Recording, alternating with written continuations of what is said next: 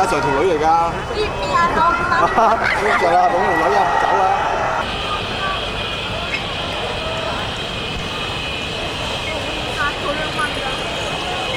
係啊，擺喺個陣邊幾個第十？唔係我話你私人好私震的啊！我口話㗎啦，澳門總監啊！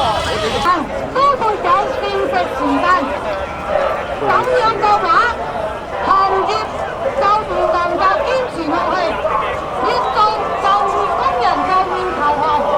點解會咁樣？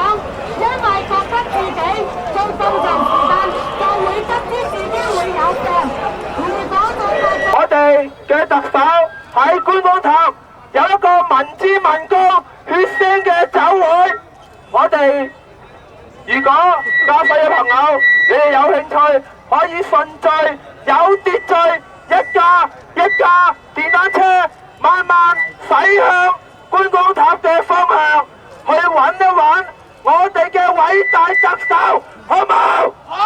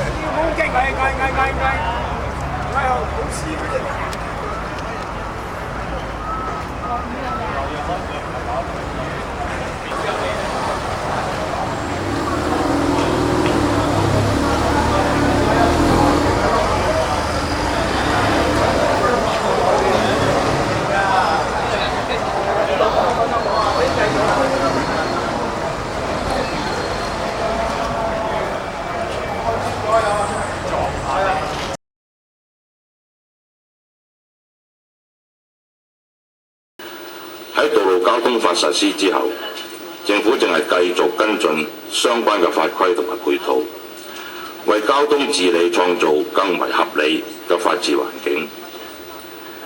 機制建設係重要嘅前期準備。政府除設立交通範疇嘅跨部門協調機制外，明年亦會透過即將成立嘅交通事務局作出專責嘅推進。喺交通供應方面，政府將會作出較大嘅資源投入，完善路網、停泊車位同埋其他必要嘅基建，以期喺硬件方面作出推進。